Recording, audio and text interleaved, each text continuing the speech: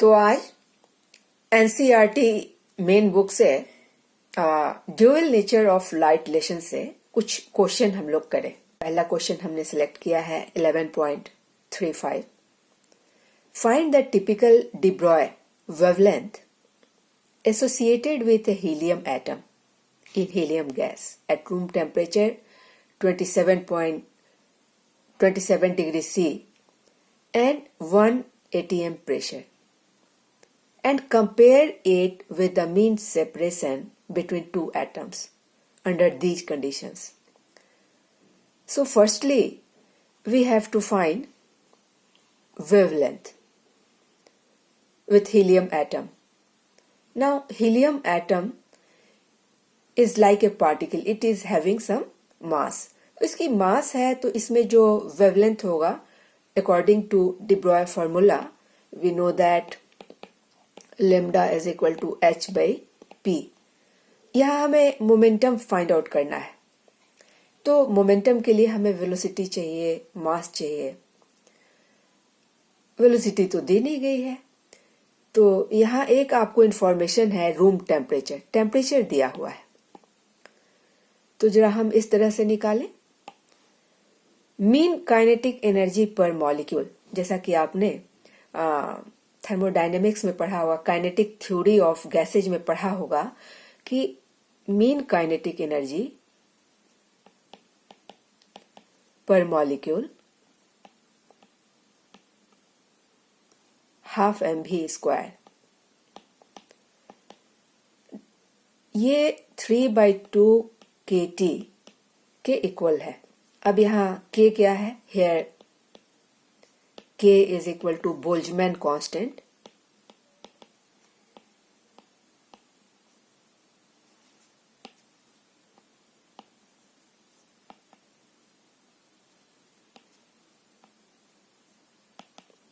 और इसकी value gas constant को जस्ट इन्वर्ट कर दे। Gas constant universal gas constant होता है 8.31, इसको लिख दे 1.38, और दरअसल ये आपके बराबर होता है gas constant by Avogadro number. तो एवोगाड्रो नंबर का जो पावर है 6.022 इंटू 10⁻23, 23 जब ऊपर जाएगा ना तो यहाँ आपका आ जाता है 10⁻⁻23। This is your Boltzmann constant, और इसकी वही यूनिट है जो गैस कांस्टेंट की यूनिट है, क्योंकि ये Avogadro number is a number. Gas constant की क्या यूनिट है? PV is equal to nRT, where what is PV? Pressure into volume. इसकी क्या यूनिट हो गई? तो ये आपका होता है एनर्जी की ही यूनिट, जूल पर मोल, because here you have n, per mole per Kelvin. For temperature it is Kelvin. तो यही इसकी भी यूनिट हो गई, जूल पर मोल पर केल्विन। ठीक है, तो बोल्ट्जमैन कांस्टेंट हमारे पास है, टेम्परेचर दिया हुआ है, तो हम यहाँ से मोमेंटम निकाल सकते हैं। Multiply both sides by mass और कैंसिल 2 फ्रॉम द 2 साइड्स, तो आपका हो गया mv whole square, momentum whole square is equal to 3mkt। m is equal to mass of helium atom, k is Boltzmann constant and T is absolute temperature. तो आपका momentum P is equal to √3m/kT। अब आप इस formula में value रख करके P का और wavelength associated with helium atom आप फाइंड आउट कर सकते हैं, लेकिन इसके पहले हमें मास निकाल लेना पड़ेगा। तो for Avogadro number of atoms you know 6.022 और 323 इंटू 10⁻23, तो ये 1 ग्राम एटम में इतने एटम हैं, हमें अभी मास निकालना है। सो इन 1 gram atom, number of atoms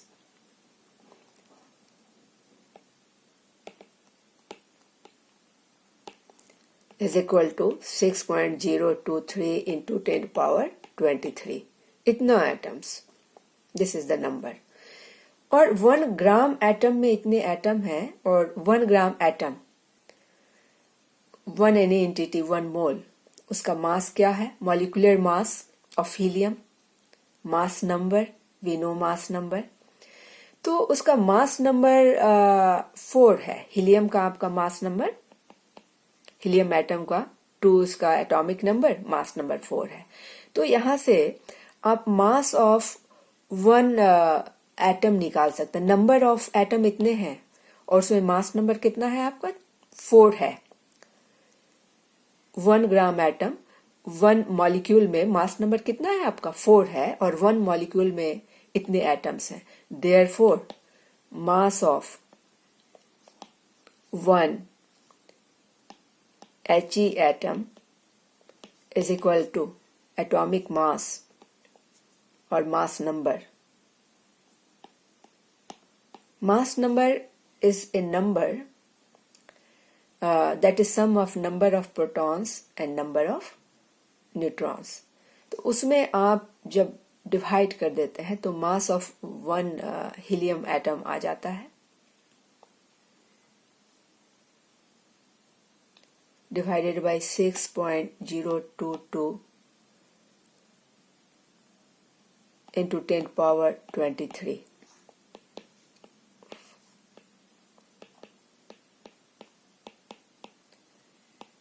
ये आपका सॉल्व करके, और ये ग्राम में है.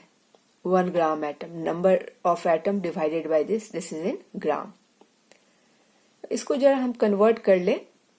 4/6.022 या 23 जो भी आप लिख लें, 10 to power -3 divided by 10 power 23 kg.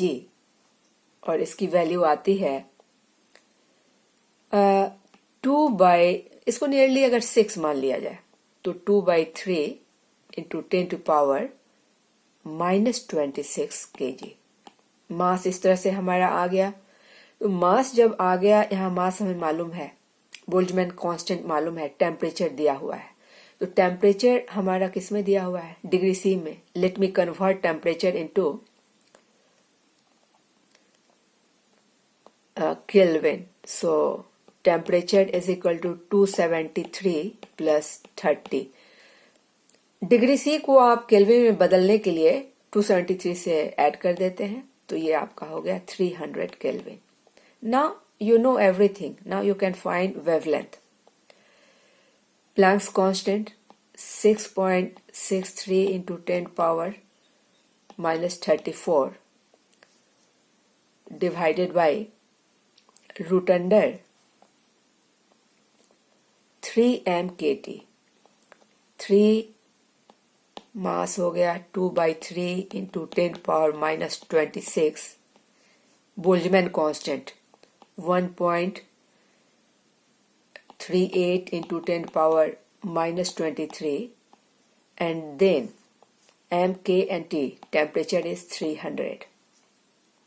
So this is the wavelength, and this will be in meter. क्योंकि सारा कुछ SI सिस्टम में है तो ये आपका मीटर में हो गया. अब इसको जब सिंप्लीफाई हम करते हैं तो हमारा आ जाता है 0.73 into 10 power, मैं यहां से देख लूं, -10 मीटर. तो ये वेवलेंथ हो गया. एक जो पार्टिकल है, हीलियम न्यूक्लियस है, उसका वेवलेंथ इतना हम निकाल के लाए हैं. अब एक हीलियम न्यूक्लियस स्पेस कितना ऑक्यूपाई करता है, जरा मैं वो फाइंड आउट कर लूं, क्योंकि आपका सेकंड क्वेश्चन है compare it with the mean separation between 2 atoms. तो 2 एटम के बीच में हीलियम एटम ये हो गया. न्यूक्लियस मैं ना कहूं, एटम कहूं, क्योंकि एटम का ही मास नंबर 4 है. तो हीलियम एटम ये हो गया, और उसको हम फिर कंपेयर कर लें with the mean separation between 2 atoms.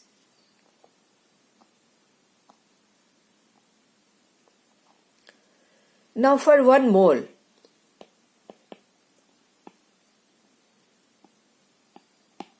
of a gas, helium gas,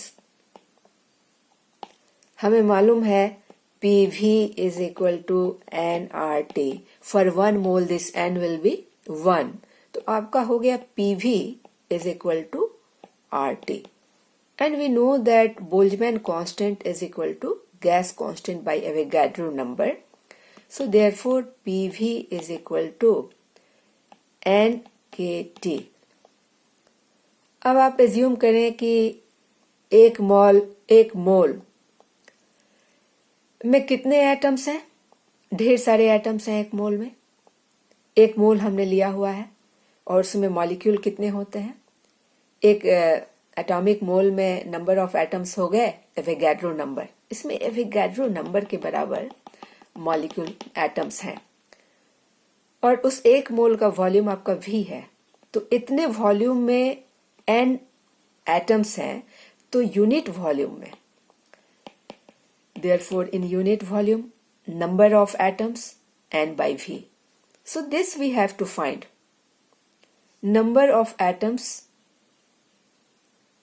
और इसको बेटर हम ऐसे लिख सकते हैं, मुझे नंबर नहीं फाइंड करना, मुझे वॉल्यूम फाइंड करना है कि what is the volume. So n numbers के लिए वॉल्यूम ऑक्यूपाइड है V, तो देयरफॉर 1 एटम के लिए जो वॉल्यूम है V by n होगा। हमें यही फाइंड आउट कर लेना है। So therefore V by n, what is this V by n? Volume occupied by any one atom.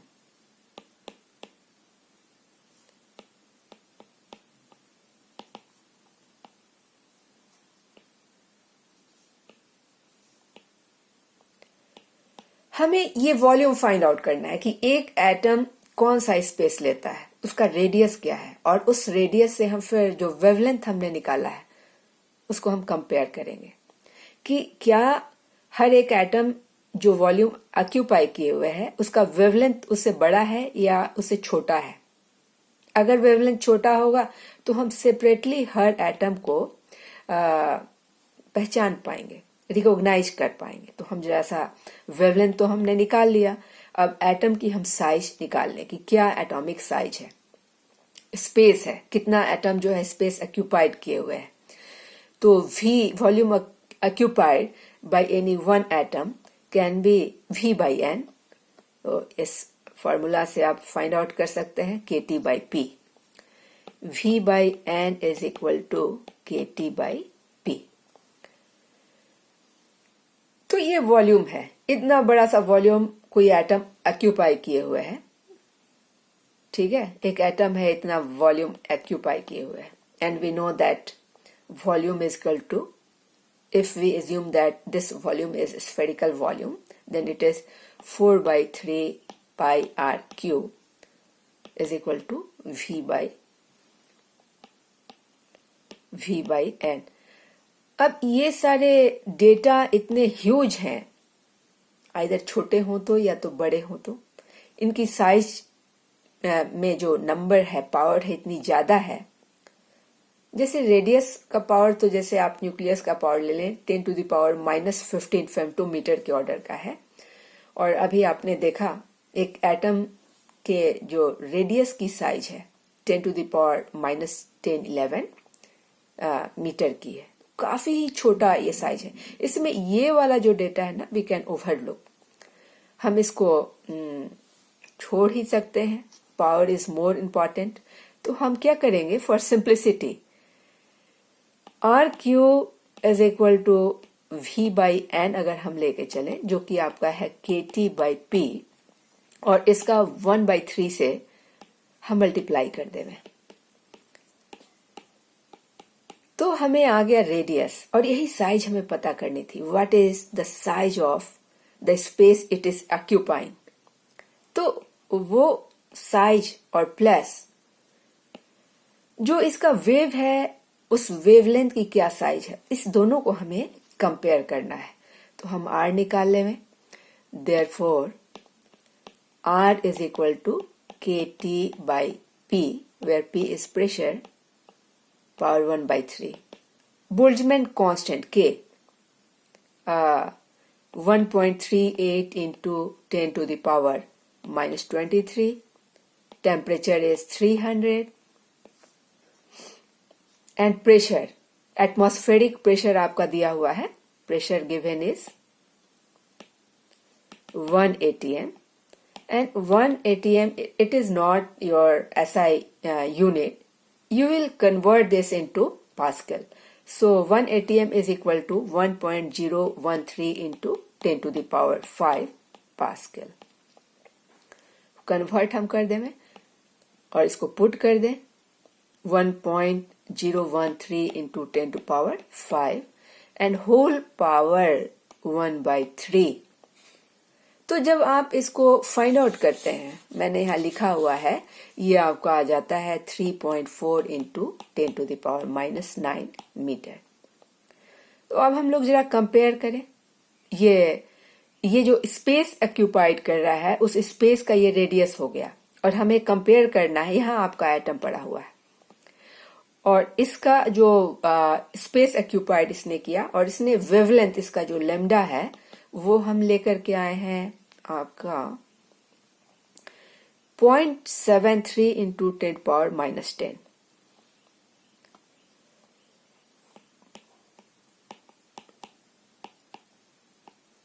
कैसे कंपेयर करेंगे? ऑब्वियसली आप देख रहे हैं कि इसमें ज्यादा ये छोटा है और ये बड़ा है. कितने से छोटा बड़ा है, जैसा हम लोग डिवाइड कर लेंगे.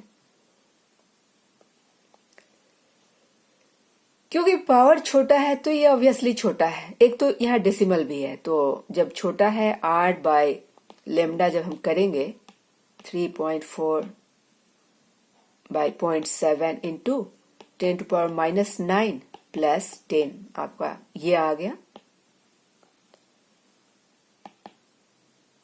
तो डेसिमल भी जरा हम हटाते हैं. 340 डिवाइडेड बाय 73 इंटू 10, यानी कि आपका नियरली अच्छा खासा ये बड़ा है.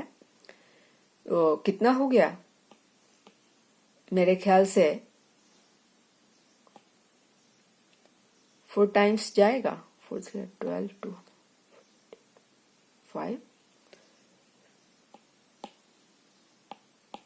ओके, ये 4 टाइम्स नियरली जा रहा है आपका. तो 40 गुना के करीब आपका वो जो स्पेस है, जितने में जो एटम है ऑसिलेट कर रहा है, वो स्पेस का रेडियस तकरीबन 40 गुना बड़ा है comparative to the wavelength it is emitting. इसका वेवलेंथ काफी छोटा है. तो ऐसे केस में you can distinguish an atom. आराम से पहचान सकते हो कि हाँ ये एटम है. लेकिन इलेक्ट्रॉन के केस में ये उलट है. इलेक्ट्रॉन के केस में आप फाइंड आउट करेंगे कि इलेक्ट्रॉन जो स्पेस ऑक्यूपाई कर रहा है और उसका जो वेवलेंथ है काफी बड़ा है वेवलेंथ. तो इलेक्ट्रॉन्स के क्लाउड जो है यहाँ पर आपस में ओवरलैप कर जाते हैं. You can not distinguish electrons separately. तो कोई स्पेस इसीलिए दिया हुआ है. आप नहीं कह सकते इलेक्ट्रॉन यहाँ है, यहाँ है, यहाँ है, कहाँ है. उसका जो वेवलेंथ है काफी लार्ज है comparative to the space it occupies. आप बता ही नहीं सकते कि कहाँ पे है और ये 2 इलेक्ट्रॉन ओवरलैप किए होता है. तो हम लोग एक उससे रिलेटेड क्वेश्चन बना लें. Find the typical de Broglie wavelength of an electron in the metal at 27 degrees C and compare it with mean separation between 2 electrons. Mean separation is given here.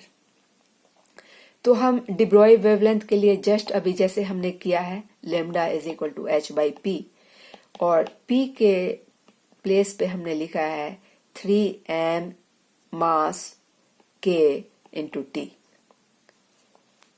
यहाँ हमने अभी ऑब्टेन किया है, आप देख सकते हैं. This is p momentum. ठीक है, तो बस हमें वैल्यू पुट कर देना है. Lambda is equal to de Broglie wavelength lambda. h का value Planck's constant 6.63 into 10 to power minus 34 divided by root under 3 into mass of electron 9.1 into 10 power minus 31. Boltzmann constant ये अभी हमने just देखा है 1.38 into 10 power minus 23. And what is temperature? Temperature is the same. So when you will convert this temperature in Kelvin, तो आपको क्या करना पड़ेगा? 273 में प्लस कर दीजिए 27, तो ये आपका केल्विन में बदल जाता है. टेम्परेचर कितना आ गया?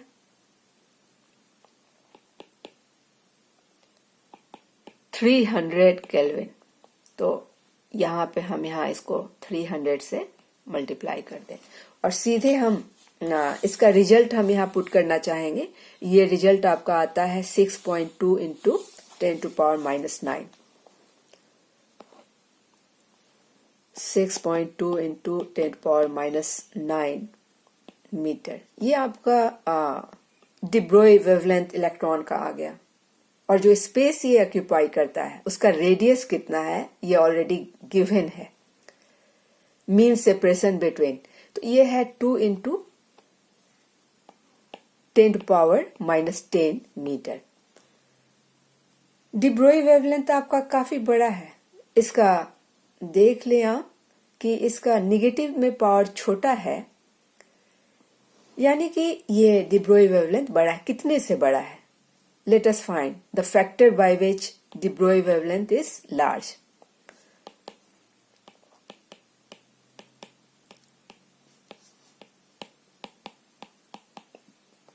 मीटर मीटर तो कैंसिल हो गया. ये नियरली आपका आ गया 3.1.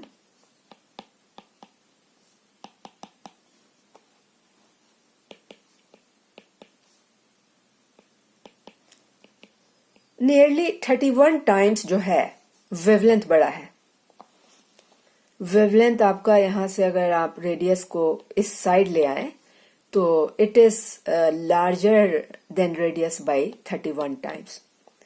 तो ये किस चीज का रेडियस है? यहाँ इलेक्ट्रॉन इतना स्पेस ऑक्यूपाइड किए हुए है, oscillate, it is oscillating, but इसका जो वेवलेंथ निकल के आया इस रेडियस के, ये आपके